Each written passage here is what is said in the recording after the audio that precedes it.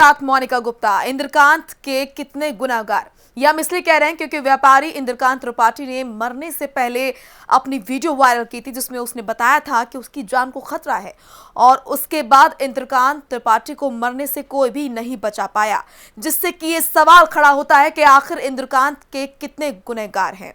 ये लगातार prime news का बड़ा सवाल है और लगातार प्राइम न्यूज इस सवाल पर बना हुआ है और इसकी तह तक पहुंचेगा। आपको बता दें कि इंद्रकांत त्रिपाठी ने महोबा के एसपी पर आरोप लगाया था मणिलाल के द्वारा उसको परेशान किया जा रहा है।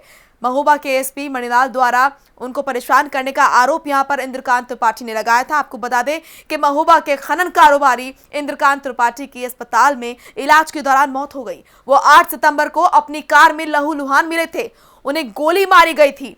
रिजेंसी अस्पताल के डॉक्टरों के मुताबिक इंद्रकांत के वोकल कार्ड के लॉरिंग्स यानी कि ठोड़ी पर ये गोली लगी थी। गले के पीछे यानी कि सर्वाइकल स्पाइनल कॉर्ड को क्षति हुई और ये बड़ी इंजरी उनको हुई थी, जिसकी वजह से उन्हें पैरालाइटिस अटैक पड़ा था और उनका पूरा शरीर शिथिल पड़ गया था। बाद में उनके फेफड़ों में संक्रमण हो गया, उन्हें वेंटिलेटर पर रखा गया था, जिसके बाद उन्होंने दम तोड़ दिया।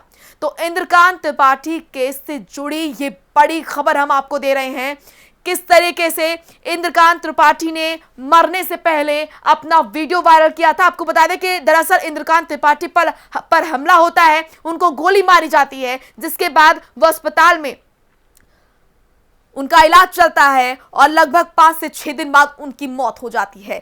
उससे पहले वो एक वीडियो वायरल करते हैं और उस वीडियो में वो बताते हैं कि उनकी जान को खतरा है। इतना सब कुछ हो जाता है, लेकिन यहां पर आरोपी अभी भी गिरफ्त से बाहर है। तो ये बड़ी जानकारी हम आपको दे रहे हैं। इंद्रकांत त्रिपाठी केस से जुड़ी ये बड़ी खबर, खनन कारोबारी इंद्रकांत त्रिपाठी की इलाज के दौरान मौत हो गई। खनन कारोबारी ने वीडियो वायरल कर बताया था कि उनकी जान को खतरा है। 8 सितंबर को इंद्रकांत त्रिपाठी अपनी कार में घायल हालत में मिले थे। इंद्रकांत त्रिपाठी के गले में गोली लगी थी और तत्कालीन एसपी, जिस पर इंद्रकांत त्रिपाठी ने आरोप लगाया था कि उसके द्वारा इंद्रकांत त्रिपाठी को परेशान किया जा रहा है, उसको सस्पेंड किया गया योगी सरकार द्वारा। आपको बता दें कि क्या कुछ कहा है, कितना दबाव इंद्रकांत त्रिपाठी पे था, किस दबाव से इंद्रकांत त्रिपाठी जूझ रहे थे। सबसे पहले वो वीडियो आपको दिखा देते हैं। माननीय मुख्यमंत्री महोदय जी से मैं ये निवेदन करना चाहता हूँ कि मैं इंद्रकांत त्रिपाठी पुत्र श्री किशोरीलाल त्रिपाठी जवाहरनगर कबरई का निवासी हूँ। महोबा पुलिस अधीक्षक श्री मणिलाल पाटीदार एक बहुत ही भ्रष्ट अधिकारी है जो खुलेआम हर किसी से रुपए की डिमांड करते हैं। जैसा कि मेरे साथ घटित हुआ, उसी संदर्भ में जून 2020 को मणिलाल पाटीदार ने मुझे बुलाया और मुझसे कहा, इंद्रकांत तुम अपने विस्फोटक का काम बंद क्यों किए हो। मैंने उन्हें अपनी समस्याएं बताई तो उन्होंने मुझसे कहा कि काम चालू करो और मुझे 6 लाख का महीना प्रोवाइड करवाओ, जिसको देने में मैंने असमर्थता जताई। तो माननीय मणिलाल पाटीदार जी ने मुझे धमकाया। तब डरवश मैंने 6 लाख रुपए उन्हें जून में और 6 लाख रुपए जुलाई माह में दिए। मुझे विस्फोटक के काम में घाटा लगा। मैंने जाकर उन्हें अपनी यथास्थिति बताई और बताया कि साहब अब मैं रुपया देने में असमर्थ हूँ। तब उन्होंने मुझे डांट डपट के गाली गलौज करके भगा दिया।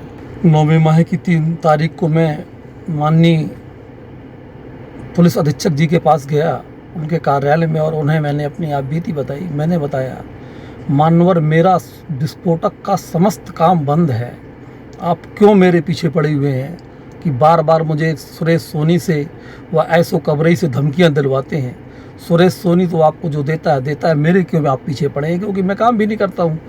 तब उन्होंने मुझे ज़ोर ज़ोर से डांटते हुए, गाली देते हुए कहा कि सुनो, जाकर 1 हफ्ते के अंदर 6 लाख की व्यवस्था करके लाओ, वरना 1 हफ्ते बाद तुम अपने मुकदमों की गिनती गिन लेना, कितने फर्जी मुकदमे तुम्हारे ऊपर व तुम्हारे परिवार के ऊपर मैं लगाने जा रहा हूँ।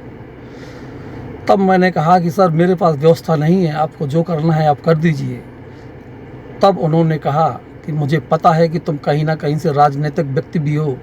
अगर तुमने किसी नेता से राजनीति करवाई या मुझे फ़ोन करवाया तो मैं तुम्हारी हत्या करवाने में भी गुरेज नहीं करूँगा। किसी भी वक्त तुम्हारी हत्या करवा दूँगा, क्योंकि फाइनेंसर मेरे पास सुरेश सोनी बैठा हुआ है। मेरे ज़िले में मेरे पास इतने पुलिसकर्मी हैं कि मैं किसी को भी बोल दूँगा, वो आकर के तुम्हें ठोक देगा। और मौत भी तुम्हारी ऐसी वैसी नहीं, मौत भी तुम्हारी ऐसी होगी कि जो आत्महत्या प्रतीत होगी। इसलिए माननीय मुख्यमंत्री जी महोदय, आपसे मेरा विनम्र निवेदन है कि मेरे इस केस की यथाशीघ्र जांच करवाकर पुलिस अधीक्षक महोबा को यहाँ से तत्काल हटाकर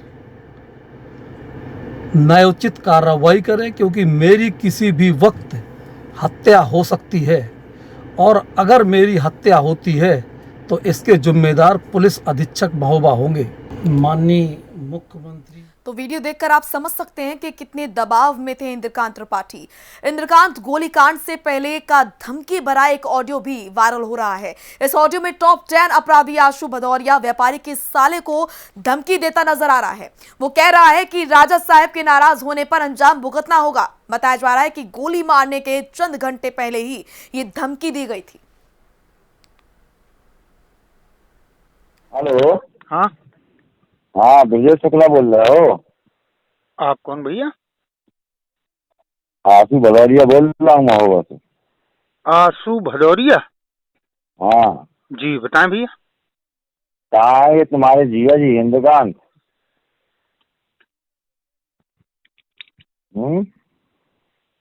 हेलो। बोलो। जी भाई साहब। तुम्हारे जीवा जी इंद्रकांत कहाँ है? भाई साहब कल मेरी सुबह उनसे बात हुई है। कल सुबह से उनके दोनों फोन बंद आ रहे हैं, मैं बराबर लगा रहा हूँ।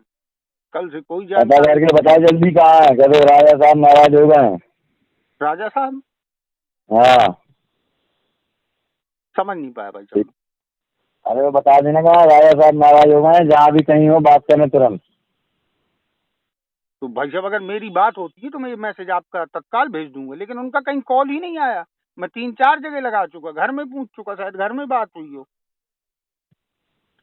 पता कर लो, अच्छी बात है। अगर पता चल जाए बातचीत हो जाएगा ही। पता करोगे, प्रयास करोगे तो हो जाएगा। अगर नहीं पता करोगे तो फिर समझ रहे हो ना बात को। बाकी मुझको आशु भदौरिया कहते हैं, पता कर लेना मेरे बारे में भी। और मेरा नंबर 24 घंटे चालू रहता है। ये सब भाई साहब आप मुझे काहे को, मुझे क्यों है बता रहे हैं? अरे बता नहीं रहे, तुमको समझा रहे हैं कि इंद्रकांत का पता करो कहाँ है। तो उनका जहाँ जहाँ पता लगना है हम खुद पता कर रहे हैं भाई साहब। आपसे पता ज्यादा लगाओ कहाँ है। पता लगाओ कहाँ पर है। क्या पता लगाओ कहाँ पर है। कितना बड़ा पति है ये। लगा फोन। तो वहीं इंद्रकांत त्रिपाठी की भतीजी का भी एक वीडियो वायरल हो रहा है। शिप्रा पांडे ने वीडियो में पूरे परिवार पर खतरा बताया है। उन्होंने एसपी पर गंभीर आरोप लगाए हैं। उन्होंने कहा कि एसपी ने चाचा से हर महीने 6 लाख रुपए रंगदारी पहुंचाने की बात कही थी। उसके बाद चाचा के मना करने पर एसपी ने फर्जी केस में फंसाने की धमकी दी थी। साथ ही उसने कहा कि एसपी ने ही चाचा पर गोली चलवाई है। क्या कुछ कहा है आप सुन लीजिए। नमस्कार, मेरा नाम शिप्रा पांडे है। मैं आप सभी से हाथ जोड़कर प्रार्थना करती हूँ कि आप हमारी मदद करें। हमारा पूरा परिवार आज संकट में है। मेरे चाचा इंद्रकांत त्रिपाठी जो कबरई के लाइसेंसी विस्फोटक और क्रैशर के व्यवसायी हैं, 8 तारीख को एसपी महोबा मणिलाल पाटीदार द्वारा उन्हें गोली मरवाई गई। मेरे चाचा को उनकी हत्या की एसपी द्वारा आशंका पहले से ही थी, क्योंकि एसपी मणिलाल पाटीदार ने उन्हें बुलाया था और उनसे कहा था कि तू मुझे हर महीने 6 लाख रुपए दे। अगर तू नहीं देगा तो मैं तेरे परिवार और तुझ पे इतने फर्जी आरोप लगा दूंगा सट्टेबाजी के और अवैध विस्फोटक के कि तू चाह कर भी कभी भी जेल से वापस नहीं आ पाएगा। चाचा ने कहा कि मेरा धंधा ठप पड़ा है सर, मैं आपको हर महीने 6 लाख रुपए नहीं दे सकता हूँ। इस पर उन्होंने खूब गाली गलौज किया और ये कहा कि अगर तूने इसके बारे में किसी को भी बताया, किसी भी मंत्री का फोन करवाया, किसी को भी मेरे खिलाफ कंप्लेंट की तो मैं तेरी हत्या करवा दूंगा। चाचा देने में असमर्थ थे, इसीलिए उन्होंने फैसला किया कि वो प्रेस कॉन्फ्रेंस करेंगे और पूरे सबूत पत्रकारों को देंगे और साथ ही साथ उन्होंने लिखित रूप में सबूतों के साथ शिकायत योगी आदित्यनाथ जी को की थी। इसकी भनक एसपी को लग गई और प्रेस कॉन्फ्रेंस होने से ही पहले 8 तारीख को उन्हें यहाँ पर उसने गोली मरवा दी। और आज मेरे चाचा की हालत इतनी गंभीर है, वो कानपुर के रीजेंसी हॉस्पिटल में एडमिट है और आज उनकी हालत इतनी गंभीर है कि पूरा परिवार सकते में है और हम सभी को डर है कि हमारे पूरे परिवार पे कोई संकट ना आए। तो सौरभ यादव हमारे सहयोगी जुड़ चुके हैं ज्यादा जानकारी के साथ। सौरभ, प्रदेश की नौकरशाही किस तरीके से बेलगाम है, इसकी बानगी देखने को मिल रही है। जिस तरीके से जो इंद्रकांत त्रिपाठी ने वीडियो में कहा, ठीक वैसे ही उनके साथ वो सब हुआ। जी बिल्कुल, ये बता दूं ऑलरेडी की 6 दिसंबर को उनके साथ गोली लगी है, वो 8 दिसंबर को उनके साथ कांड हो गई।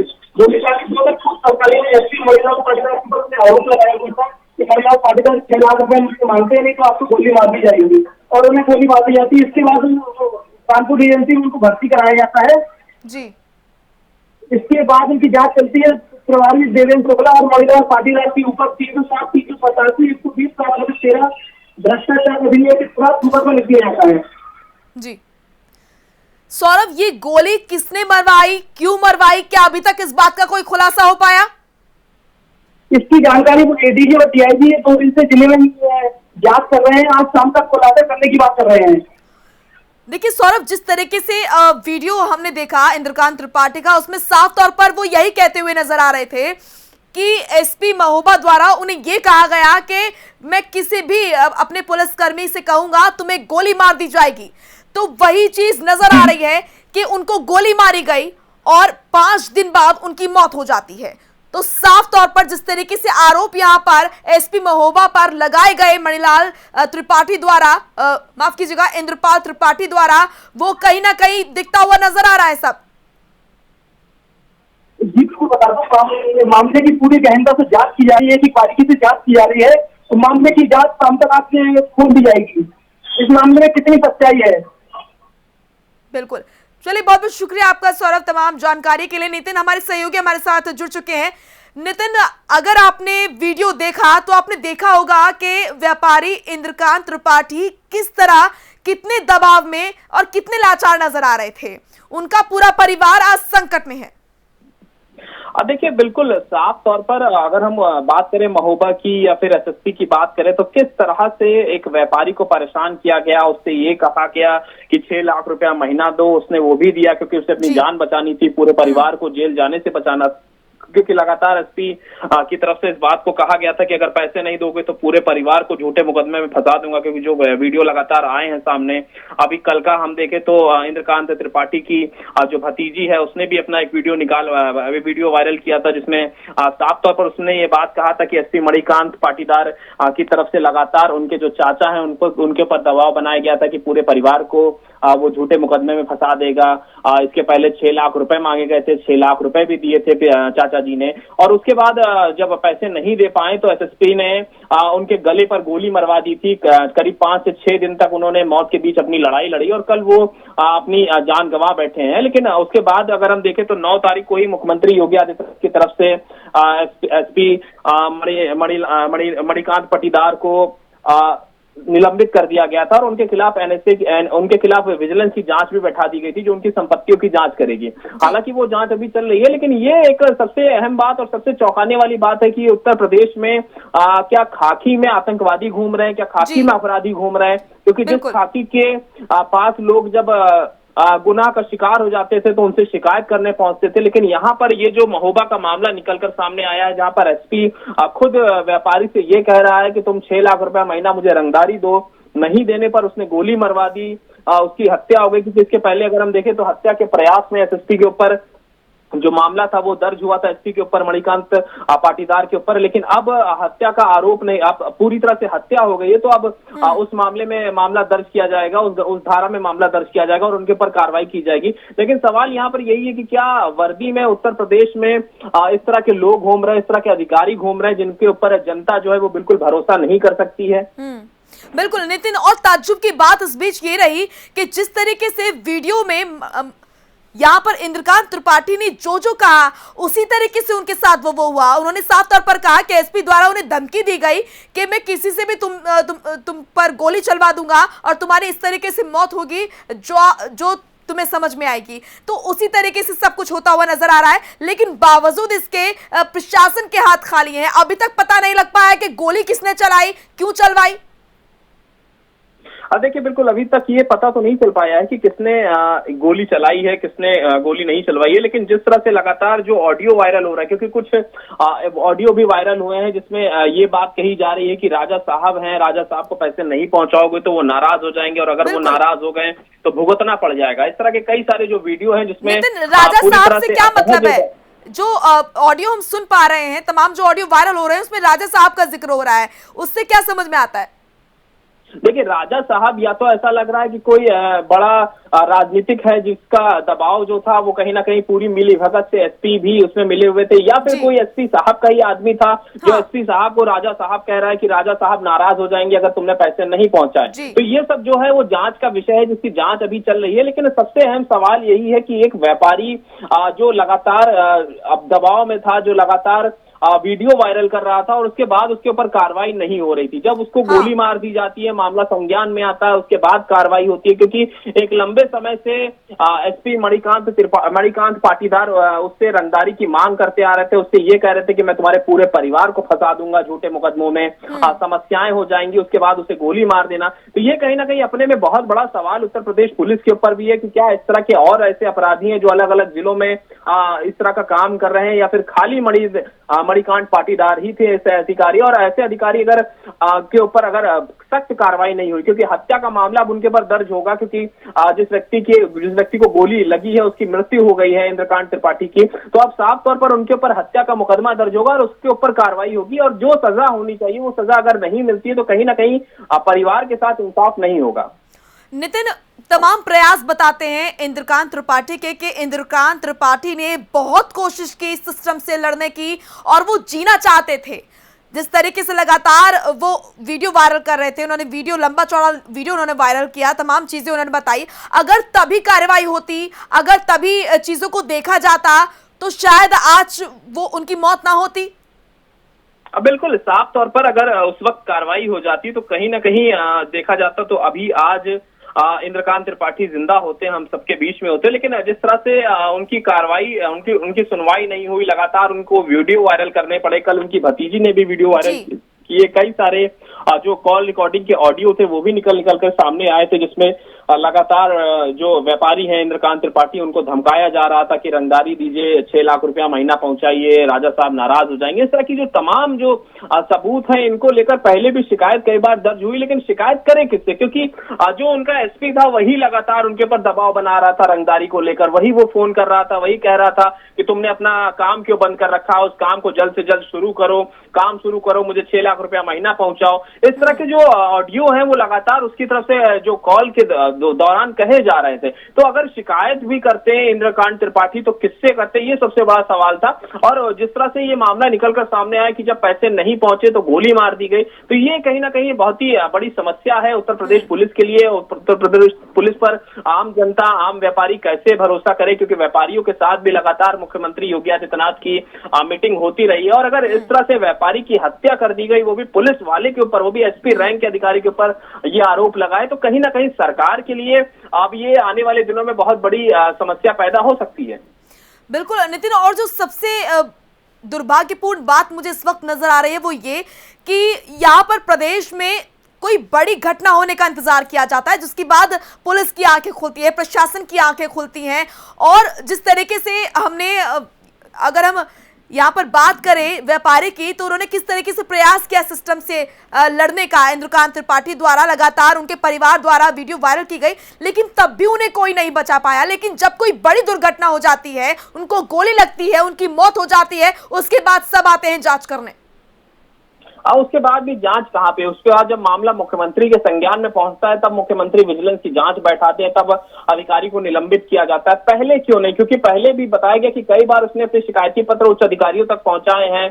क्या वहां के जो इलाके के जो नेता थे, जो विधायक थे, उनको इसकी जानकारी नहीं है? सबको जानकारी है, सबको पता था कि इस तरह का मामला जो है वो उनके एसपी उनके क्षेत्र में कर रहे हैं, व्यापारी के साथ ये घटना घट रही है, लेकिन उसके बावजूद किसी प्रकार की कोई कार्रवाई नहीं हो रही थी, क्योंकि सबकी संलिप्तता थी। जब मामला मुख्यमंत्री तक पहुंचता है तब कार्रवाई। और ये उत्तर प्रदेश का कहीं ना कहीं ट्रेंड हो गया है मोनिका, कि जब भी इस तरह की कोई घटना या बड़ी कोई घटना घटती है, जब तक मुख्यमंत्री के संज्ञान में मामला नहीं आता तब तक उत्तर प्रदेश में कार्रवाई नहीं होती है। थानों पर एफआईआर दर्ज कराने आदमी जाता है, वो 50 दिन तक 60 दिन तक रगड़ते रहता है, लेकिन थानों पर एफआईआर दर्ज नहीं होती है। और जब मामला ट्वीट किया जाता है मुख्यमंत्री योगी आदित्यनाथ को, गृह तक मामला पहुंचता है, या ऊपर से जब उनको डंडा पड़ता है थाना अध्यक्ष को, तब वो एफआईआर दर्ज करते हैं। तो ये जो सिस्टम उत्तर प्रदेश में बन गया है, ये कहीं ना कहीं बहुत बड़ी समस्या उत्तर प्रदेश की ब्यूरोक्रेसी के लिए, उत्तर प्रदेश सरकार के लिए, कानून व्यवस्था के लिए। और यही वो इसी का नतीजा है कि उत्तर प्रदेश में लगातार जो कानून व्यवस्था है वो बिगड़ती जा रही है और सरकार लगातार विपक्षियों के हाथों गिरी जा रही है। जब पुलिस वाले ही आईपीएस रैंक का अधिकारी व्यापारी को गोली मरवा देता है क्योंकि वो रंगदारी नहीं दे रहा है, और इसके पहले भी अगर देखें तो कई सारे मामलों में वो संलिप्त नजर आए हैं, जहां पर वो गारा मिट्टी का जो ट्रक गुजरता था उससे रंगदारी लिया करते थे। इस सारी जो शिकायतें आई हैं, आपने ऐसे अधिकारी को अब तक क्यों शह दे रखी थी? अब तक क्यों नहीं उसके ऊपर कार्रवाई की थी? या फिर अब तक क्यों उसको जिला दे रखा था? उसको ऐसी जगह पर अटैच करना चाहिए था जहां पर उसकी जांच पड़ताल सही तरीके से हो सकती थी। आपने उसको जिला भी दे रखा था। तो ये सारे जो सवाल है ये कहीं ना कहीं सरकार से 2022 के चुनाव में पूछे जाएंगे, और वो क्या जवाब देती है वो देखना ये अहम होगा। बिल्कुल, प्रदेश की नौकरशाही पर लगाम लगाना बेहद जरूरी है और यहाँ पर पूरा सिस्टम खोखला नजर आ रहा है। बहुत बहुत शुक्रिया आपका नितिन, तमाम महत्वपूर्ण जानकारी देने के लिए।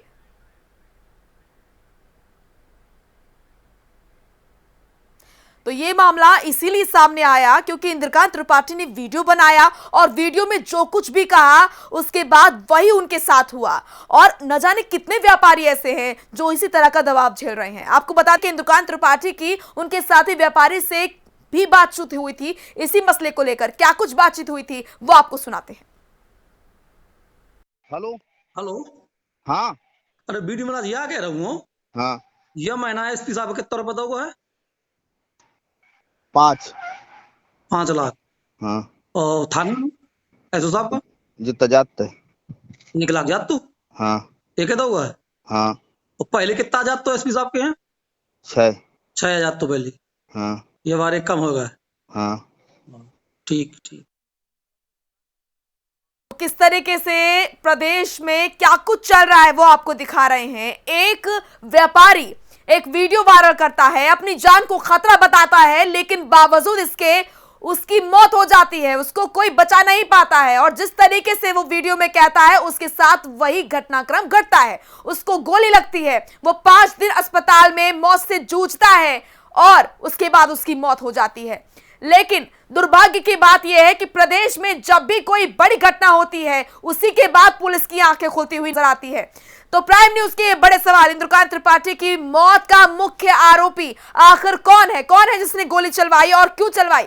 इंद्रकांत की हत्या की गुत्थी कब सुलझेगी? क्या अपराधी अधिकारियों की मिलीभगत से यह हत्या हुई है? कब होगी मुख्य आरोपी की गिरफ्तारी? इंद्रकांत त्रिपाठी की मौत का मुख्य आरोपी आखिर कौन है? किसने इंद्रकांत त्रिपाठी पर गोली चलवाई और इसके पीछे क्या कुछ कारण रहे? लगातार इंद्रकांत त्रिपाठी और उनके परिवार द्वारा वीडियो वायरल की जा रही थी, लेकिन बावजूद इसके उनकी जान को बख्शा नहीं गया और उनको गोली मार दी गई। 5 दिन इलाज चलने के बाद उन्होंने अंतिम सांस ली, उनकी मौत हो गई।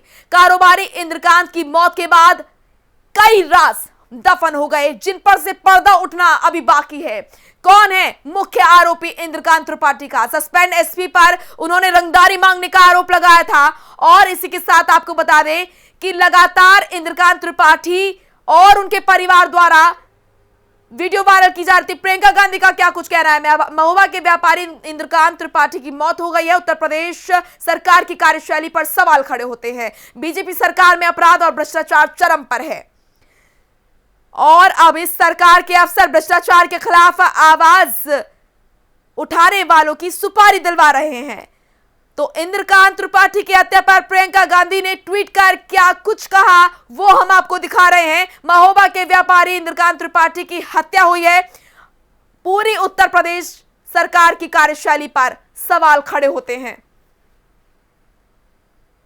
तो आखिर में सवाल यही खड़ा होता है कि आखिर कब उत्तर प्रदेश की नौकरशाही सुधरेगी, कब इस पर लगाम लगेगी और कब यह खोखला सिस्टम भरेगा, कब चीजें सुधरेंगी और किस तरीके से यहां पर इंद्रकांत त्रिपाठी को इंसाफ मिलेगा।